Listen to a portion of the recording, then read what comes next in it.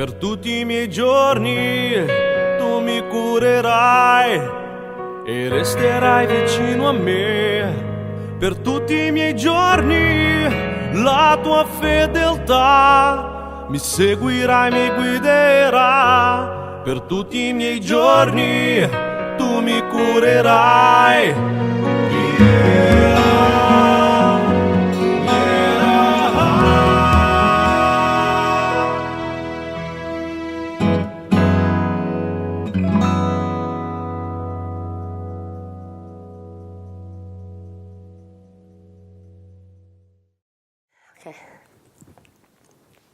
Ciao, hi. I'm doing these recordings in Italian and in English, and sometimes I forget like what language am I supposed to speak in. English. Today, right now, in this step, I'm going to talk about the wound of rejection. Okay, there are some chapters in this book which I have not written, but I took them totally from a book that we have in Italy called Lise Bourbeau, The 5 Wounds and How They Heal. Okay, she's not a Christian lady, and not everything is perfect in the book in terms of Christian theology, but I took out from the book the best pieces, and they really do give us a hand to understand the 5, because there are 5 types of wounds of the soul. Okay? And these 5, this is an intro, and today we're going to talk about rejection. Okay? The 5 are the wound of rejection, the wound of abandonment, the wound of humiliation, the wound of betrayal, and the wound of injustice. And I know in your little mind like my little mind, because God has a big mind, we have a little mind, a little big mind. We're thinking, oh, I have this one, or I have this one, or I have this one. And it depends, you know. It's as we will analyze each wound individually, you will start understanding, hey, I think I have that wound, or I think I have that other wound. And it's important that you pay attention. Now, in these chapters where I talk about the wounds, the specific wounds, since I didn't write the material myself, it's kind of going to be a list. So you got to be patient with me, but it's important, and maybe you can go back and listen to it a couple times to try and pinpoint which ones are yours. If you have the book, it's easier. You can just read them as well. Let's go see. Okay, the wound of rejection. The word rejection or reject or being rejected means to expel, to put aside, to not tolerate, to not include. And see, it's important to understand right away there is a difference, a big difference, a huge difference between the wound of rejection and the wound of abandonment. Now let me talk 1 second about the wound of abandonment, and then we're going to talk about it really well in another step. The wound of abandonment usually says, I can't be with you. For example, we have many parents, fathers who come from, these poor countries looking for a job, and they literally left their wife and their children to come to Italy to work to be able to send money back home. And when they think about their child back in, Colombia, for example, they don't think I rejected my child. They think I've had to abandon. So the wound, basically, that is developed in a child like that is one of abandonment, not necessarily of rejection. Because abandonment is I can't be with you. Rejection is I don't want to be with you. Okay? I refuse to be with you. And it has something to do with the willpower. It's not something like, for example, in abandonment, your mom dies when she's giving you birth. Abandonment. I mean, she would have liked to be there, but she wasn't. And I know these things are really painful. Instead, if the child grows up and for example, the mother doesn't want the child, then it's rejection. Because the mother doesn't want, her will is against and refuses. Okay, it's such a deep wound, and so many people have this wound. I mean, it's incredible. While the person that rejects says, "I don't want," okay, the one who abandons says, "I can't." Rejection is a very deep wound, and let me just start with two examples, just easy examples to make you understand some cases of rejection. You're married and you don't want, maybe you've had a kid already and you don't want, or you've had two kids and you don't want another kid, but you don't take precautions, and all of a sudden you find out that you're pregnant. What happens? Maybe you're religious, you don't believe in abortion, and you don't abort, but you really don't want that child. So even from the beginning of your pregnancy, that child will feel that you do not want him. Now, I want to specify something. I have to put it in masculine, but I can't always go back and forth saying he and she and daughter and son. So I'm going to go back and forth. Just know that when I'm saying he, I also mean she. Obviously, girl, boy. And when I mean her, I also mean it can be for a guy, okay? But I've had to kind of choose, and so I'll put it in the masculine. But if you're a girl, take it for yourself as well, because it's the same. So maybe a child was born accidentally, and already from the beginning, you just don't take care of the child, you don't want the child. When the child cries, you think, why were you born? I don't want to, you know. And the child immediately just, it's at the heart level. A child knows when they're loved. The child knows when they're wanted. And when they're not wanted, they feel it as well. And if they don't feel it, it's because they're probably feeling your rejection.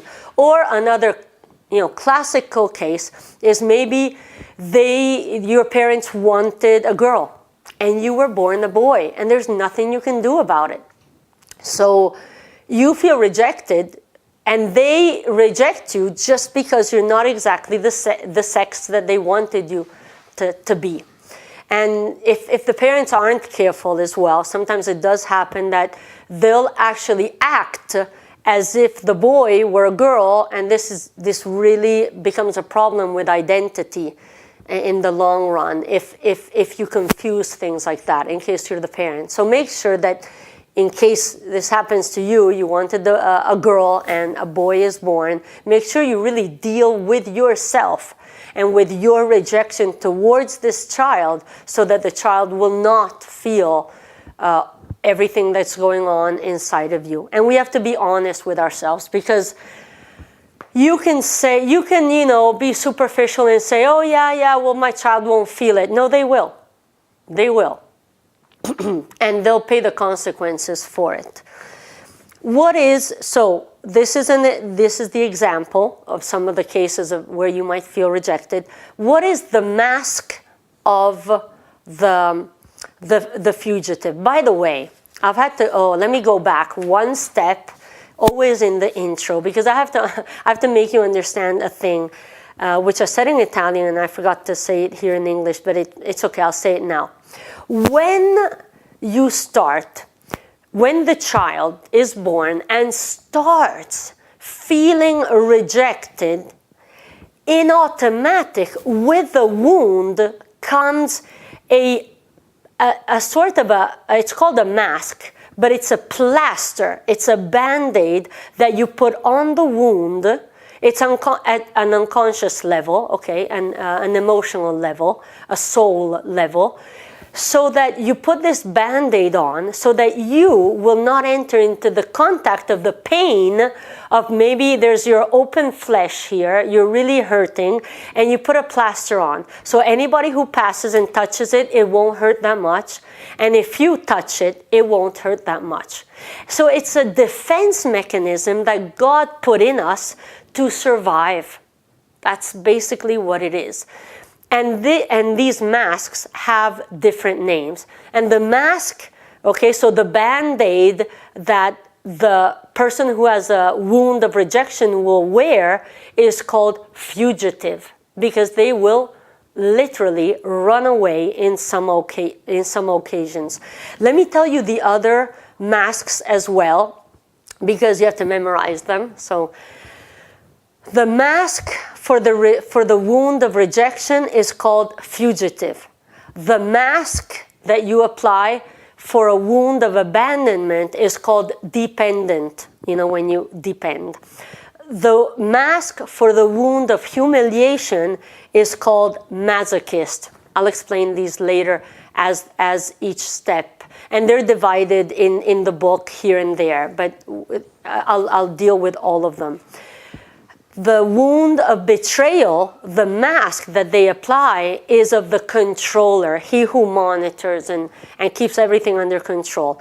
The mask of the injustice, the wound of the injustice, is the rigid, okay? So when I say rigid, I'm talking about a person who has a wound of injustice. When I say controller, I'm talking about a person who has a wound of betrayal. When I'm talking about a masochist, I'm talking, and I will explain because masochist is such a strong word, of a person who has a wound of humiliation. When I talk about a dependent, I'm talking about a person who has a mask of a wound of abandonment. When I talk about the fugitive, there we go. We have the wound of rejection behind. So that's the Band-Aid we create, fugitive, for him who feels rejected. Let's go look. This is just a list of the characteristics of one who has the wound of rejection. He creates an imaginary universe in which he flees in and will have their heads in the cloud. This is a type of person that when they're at home, they dream to be at school. When they're at school, they dream to be in their imaginary world, and you catch them daydreaming. You know what? Because they are fleeing into their imaginary world. Because they're fugitive. So they have to run away from the reality because they don't like their reality, and they escape from their reality in their mind. He sees the world through the filter of his wound, perceiving a continual rejection even if it's not true. Let me put a standard for all wounds. When you're wounded, you will have filtered, it's as if you will have filtered glasses with that wound always in front of you, and you will perceive things that are not true, okay? Now, if I don't wear glasses, I will see you exactly as you are. If I'm wearing really sun-colored glasses, for a lot of sun, those really dark ones, I'm going to see the world through that filter, and it's not going to have the same colors. And it's not going to really correspond to reality. It's an altered reality. So until you have a wound, you will see life through your altered reality. What does it mean? It means maybe it's a normal day. Your friend was supposed to come to your house, and maybe he calls you up and says, I can't come today, but I'll come tomorrow. All of a sudden, the whole rejection filter comes in because you're wounded and you have these eyes. You see, they don't like me. What happened? They're rejecting me. And it's not even something that you consciously think, even though you do consciously think it. It just hits you right here. Oh my gosh, I feel so rejected. And maybe they just said, I'll come tomorrow, but it's such a big deal for you because this wound is so deep. And so many people have this wound where they felt rejected. This wound has been created by the same sex parent, okay? So if you're a girl, your mother has created this wound in you. If you're a guy, your father has created this wound in you. And they have not made you feel welcomed or loved. The fugitive, the one who has a wound of rejection, he wears a mask, okay? Therefore, he runs away because it's a fugitive mask to avoid suffering. And you know, sometimes like literally, like we'll be in a place, I know, I knew a girl who had this wound, a very deep wound. All of a sudden, we would turn around, like she would just not be there anymore. Then she would write, she would say, I'm sorry, I went away. But literally, she would run away when she felt like things weren't okay with her. Basically, when she was in contact with her wound is when she would run away. Because when she's not in contact with her wound, there's no need to run away. So when you're in contact with your wound or near your wound, you will automatically insert this Band-Aid and this mask to not enter into, you feel rejected, you immediately run away because you don't want to actually face the pain that you feel by the rejection. Another thing is that, another characteristic, he doubts his right to existence and doesn't want to occupy too much space. Usually very thin, we'll talk about that afterwards, and just since he doesn't feel wanted or loved or accepted, he just doesn't want to occupy space. He has fear and isn't able to integrate with others properly. Sometimes he has the sensation that the world himself doesn't have a mask. So when you say here in Italy, there's a saying that it says, "Ah, è un pesce fuor d'acqua." He's a fish out of the water. And those are the kind of people that, which means he's not in his ambiance. You know, he's not in the right place. Those people who have a really hard time to integrate. I mean, like, they'll go to parties or whatever, and they're kind of, you know, they don't exactly know what to do or how to behave or how to talk. Another characteristic is that he really did, though, desire to be noticed. And these are the kind of people who maybe, like, when you're a child, you run away, you're a daughter, you run away from your mom, you hide under that table, which is hard to see through, and you're really hoping that your mom will notice you because you need her love to come after you and to want you and to accept you. But usually, the reality is that if your mom has inflicted this wound on you in the first place, first, she won't even come looking for you. And second, when she does, maybe she'll like beat you up, and that's even worse because it re-emphasizes, in both cases, it re-emphasizes the rejection on your life. So another characteristic, the body of a person who has this wound will be very skinny, okay, which is a good thing. I mean, of all the wounds, why don't we choose the one of rejection? At least we can stay skinny.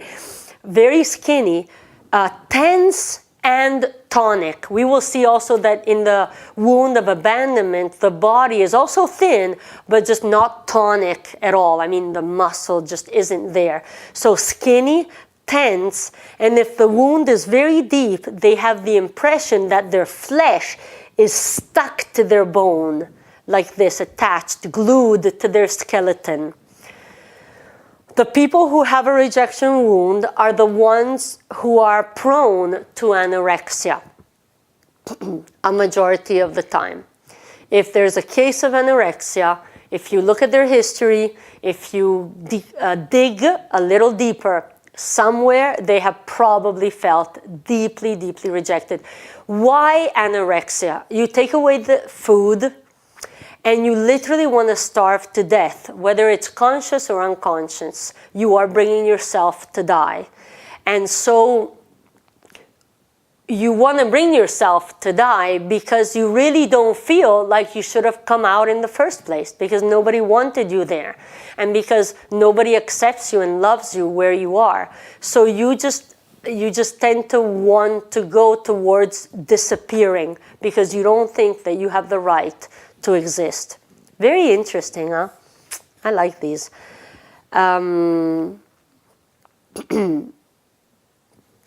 Their stomach closes when they're scared and when they live intense emotions. Their stomach just goes like this, like this. Isn't that great, though? I mean, on one side. Okay.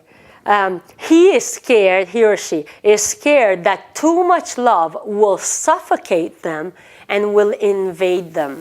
So if you love too much a person who has a wound of rejection, I mean, I want you to know that they might run away because they're not used to it.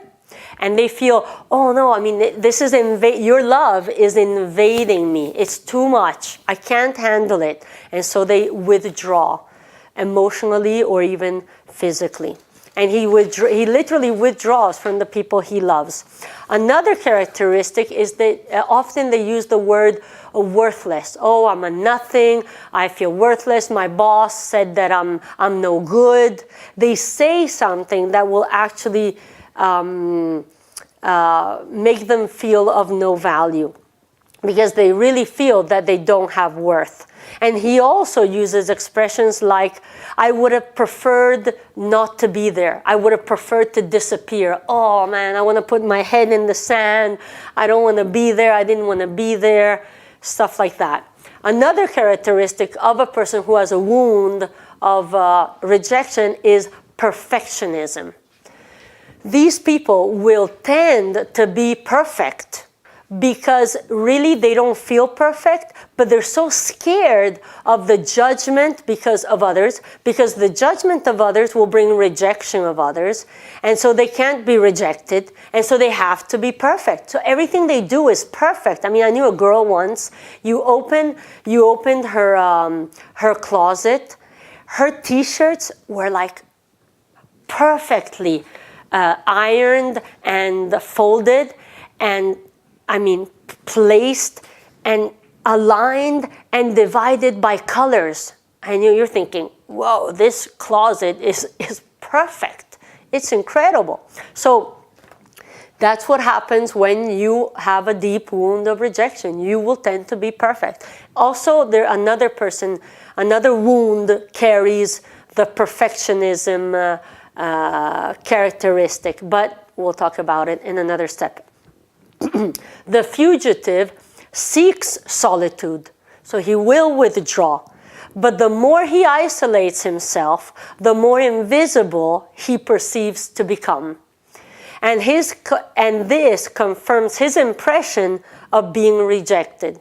So he hides away and feels like nobody wants him, and this even goes to worsen what his original heart already is and suffers. Another characteristic is sometimes you'll hear him say, oh, I need to gather myself up. I need to get together with myself. Or I feel cut off from others. It's as if I don't exist, they might say.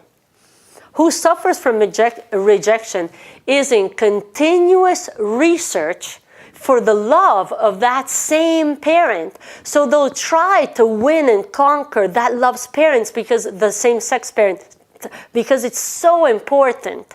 And if they can't win, and usually it's hard to win that same sex loves person, they will try to conquer another authority figure or important figure for them of the same sex. So maybe, they come to church, they'll try to win the heart of a pastor who has the same sex, be loved by them, be listened by them. I perfectly understand. Because they're trying to repair something inside that is just so broken. And where there's been rejection, they're trying to establish a connection which is so needed to their heart with the same sex gender, but in a position of authority. They think that they can't be complete as individuals until they've conquered the love of the same parent.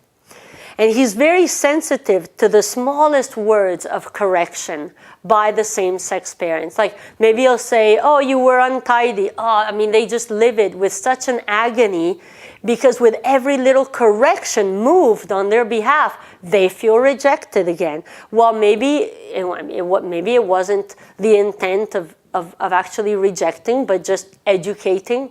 But the person with this wound will just take everything very, very personal.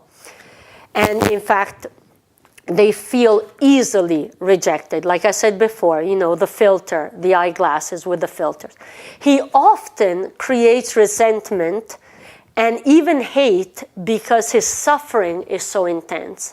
So basically, they'll feel corrected and immediately they'll resent and they'll hate because they don't want you to say something negative about them because I'm trying to win your love and I can't win your love, and you keep on, you know, pointing out the wrong things, but will you love me? And because you don't love me, I resent you, I hate you. And these are the people who are most prone to hate. Let me read a citation from Lise Bourbeau, and it says, remember that when you hate, it's necessary that you have loved much. That which turns into hate is simply a great love which has been disillusioned, it's been disappointed. So behind a great hate, there's been a great love. And so behind a great hate, there's a big hurt, a love hurt. And so you start hating. The wound of rejection is so deep that the fugitive, amongst other people who have this wound, other wounds, is more inclined to hate. And they will literally pass from a great love to a great hatred in a split second, just because they cannot handle you rejecting them. Their inner suffering is just so deep. If the wound isn't healed, a person who has it will automatically attract people who will reject you. And this is normal with all wounds. If you have a wound of rejection, you will call, it's unconscious, you will call people to yourself who will prove to you that you are rejected. Why? Because you feel rejected. And so you think you're worth rejecting, and people who reject you will come into your life and will reject you. But as you heal this wound, you will automatically attract people who will love you. So it's very important to start also being conscious of what your wound is, so that you will stop attracting people who will inflict the same wound on you. The fugitive refuses himself and belittles himself, comparing himself to others. He's always comparing himself to others. And when he does, his eyes always see that the others are better than him. They're better in this and they're better in that and in all things. And he always puts himself a step lower. And he's always the one worthy of rejection because somebody else is better to be able to speak, to be able to be a pastor, to be able to be anything in life. They're always one step, they think they're one step behind, when maybe they're not, by the way. But it's how they perceive themselves. When he's at the center of attention, he gets paralyzed. And he doesn't know what to do because he's worried when he's at the center of attention that he's occupying too much space. Now let's remember that these people feel like they don't have the right to exist. So when they feel like they're existing and they're in the center of attention, they get paralyzed and they don't know what to do. And if he appears, he is convinced that he is actually disturbing. And he will continue to be evanescent until the wound is totally healed. And sometimes when they are at the center of attention, they will literally run away. If someone interrupts him while he's talking, his first reaction is to think that this is happening because he is not important and because he has no value. And his reaction, so you interrupt him, his reaction immediately is he shuts up. He lets you go on. and this is not like majority of politicians here in Italy. You got to hear the debates. I don't know in America or in any other country you're listening from. I mean, they will, I mean, they're like talking. And Italians speak with their hands, and then they are, and it's really funny to see them. So they probably don't have a rejection wound, but the ones who do, when you interrupt them, they will immediately shut up because they think they're a step behind and you have to go forward. Another characteristic of the fugitive is that he will always be in search of perfection, like I said before, in everything he does, since he thinks that if he makes a mistake, he will be judged. For him to be judged is equivalent of rejection. Since he doesn't believe to be perfect, he tries to be a perfectionist in all that he says and does and acts. Okay?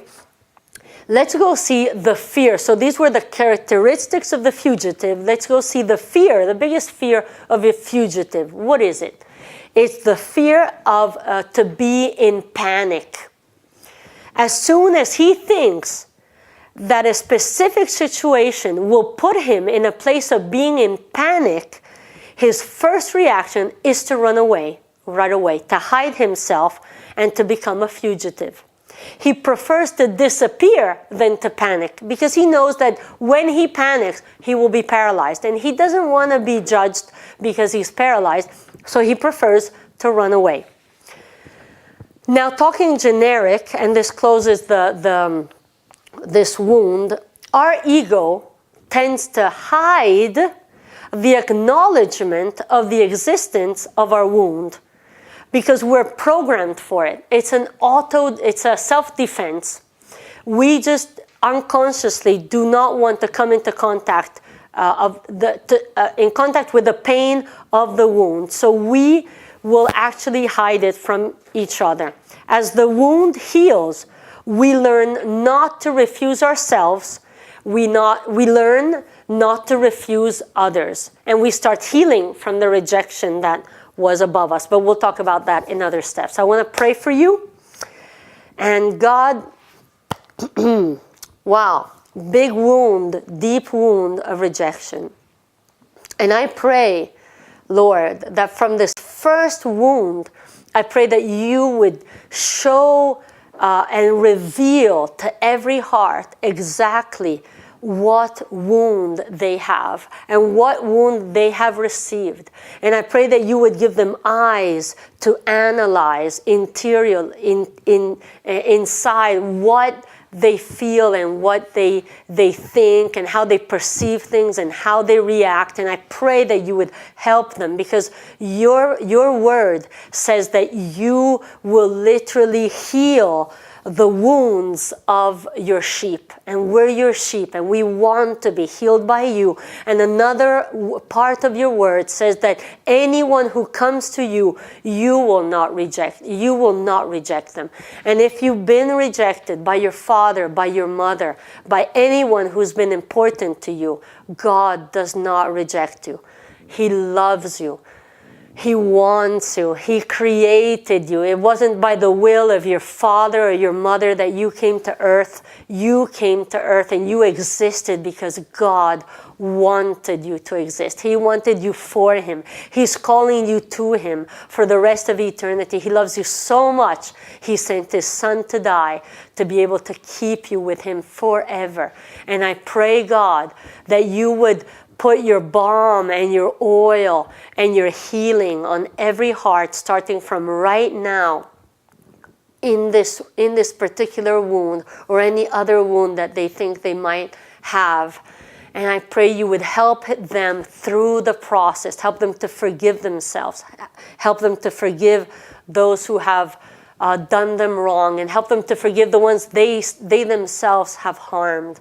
I pray you would take them by hand, starting from right now, and dig deeper into their life, and not be afraid to take away that Band-Aid and start coming into contact with that pain, because you want to heal that pain. You are good and wonderful God, and everything you do for us. Maybe it causes us pain to begin with, but it always brings us in triumph.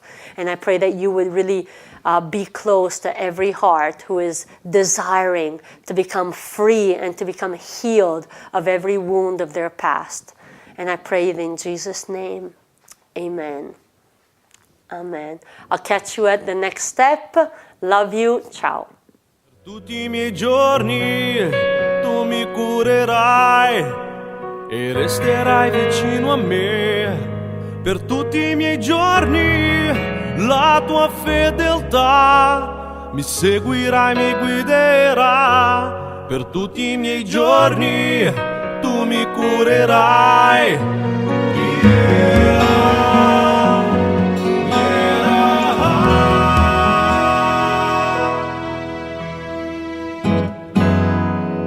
Yeah.